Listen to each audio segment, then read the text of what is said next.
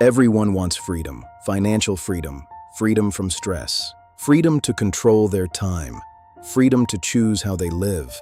But there is a paradox most people don't want to hear. The more freedom you want tomorrow, the more discipline you may need today. Jocko Willink reduces this idea to 3 words: discipline equals freedom. But what does that actually mean? And more importantly, does it work outside the military? Chapter 1. The Paradox of Freedom. At first, discipline and freedom appear to be opposites. Discipline sounds restrictive. Wake up at a certain time, control your spending. Train when you don't feel like training. Follow a schedule. Freedom sounds like doing whatever you want, but consider what happens without structure.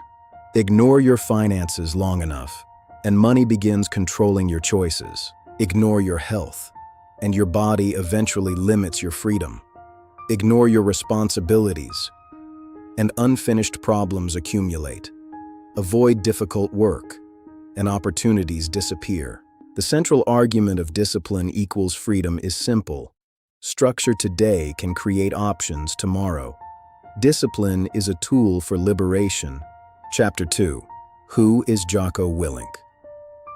Jocko developed his philosophy in an environment where discipline wasn't theoretical. As a former U.S. Navy SEAL officer, he operated in situations where preparation, leadership, and teamwork carried serious consequences. After leaving the military, he brought those principles into business and everyday life. His philosophy is deliberately uncomfortable. Don't wait for perfect conditions. Don't expect motivation to rescue you. Take responsibility. Create structure. Execute. Chapter 3. Motivation is unreliable. Motivation feels powerful, but motivation fluctuates. Some mornings you wake up energized, other mornings you don't. If action depends entirely on emotion, behavior becomes unstable. Discipline offers another model. Decide what matters before the difficult moment arrives. Then create a system that reduces the number of decisions you need to make. You don't debate every morning whether brushing your teeth is worthwhile. It is simply part of the routine. Chapter 4. Take ownership. One of the strongest themes in Willink's philosophy is responsibility. When something goes wrong, our first instinct is to look outward. The economy, the manager, the customer, the team, the circumstances. Sometimes external forces genuinely are responsible. You cannot control everything, but there is another question. What part of this situation can I influence? Ownership means refusing to surrender responsibility for your response. That is where power lies. Chapter 5. The Battle with Comfort. Many decisions are battles between 2 versions of ourselves. The present self wants comfort. The future self wants the benefits. Sleep another hour, or train. Spend everything, or save. Scroll for another hour, or study. Comfort isn't the enemy, but when it overrides priorities, the future pays the bill. Chapter 6. Discipline does not mean self-punishment. Discipline is not working every waking hour. Sustainable discipline requires recovery, sleep, nutrition, reflection, rest. The objective isn't to prove how much suffering you can tolerate. The objective is to remain capable of performing consistently. Discipline is the guardian of your long-term capability. Chapter 7. Building a disciplined life. Start with 5 areas. First, define your priorities. Second, create fixed routines. Third, reduce friction. Prepare today for tomorrow. Fourth, measure consistency.